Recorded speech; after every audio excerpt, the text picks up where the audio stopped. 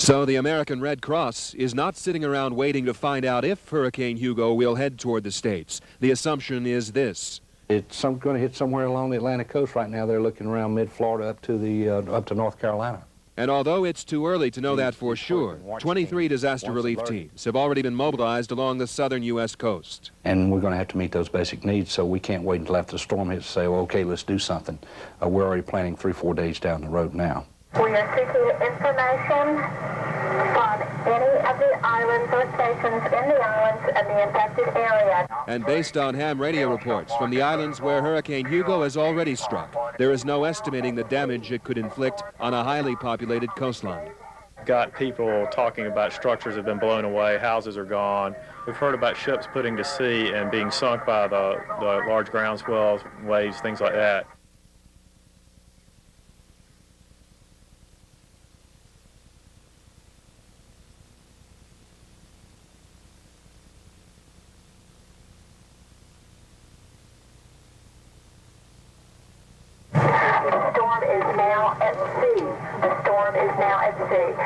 One ham radio operator reports talking with the pilot of a boat that was in the eye of Hurricane Hugo. The pilot requested prayer.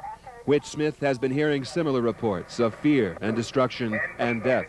Well, we've heard about ships putting to sea and being sunk by the large ground swells, waves, things like that. Much of that information is still unconfirmed, and it may be tomorrow before the Georgia Tech Radio Club can transmit to the islands to try to seek relatives and friends of people who live here.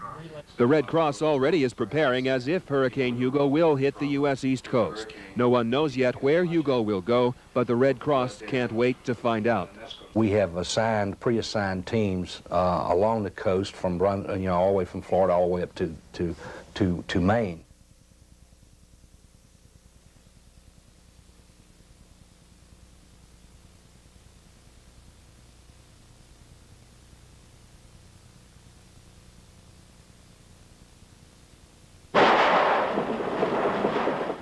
Phone and power lines are often the first casualties of any big storm.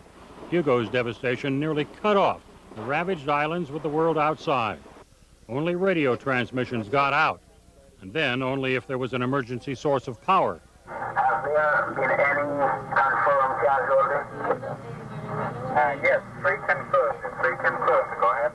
Georgia Tech graduate student Pedro Galabert has family in Puerto Rico. He hasn't heard anything of their condition. He and others who speak Spanish have taken phone calls all evening from people worried about loved ones who were hit by Hugo. They're pretty concerned about their families, and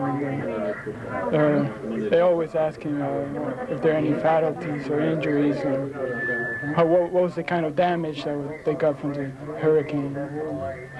We just told them what we got on. They're obviously worried. Yeah, very, very worried. Hugo's winds may or may not reach the U.S. mainland. Preparations are being made just in case. That we have pre-assigned teams along the coast from all the way from Florida all the way up to Maine. Our weather information is that it's going to hit somewhere along the Atlantic coast right now. They're looking around mid-Florida up to North Carolina.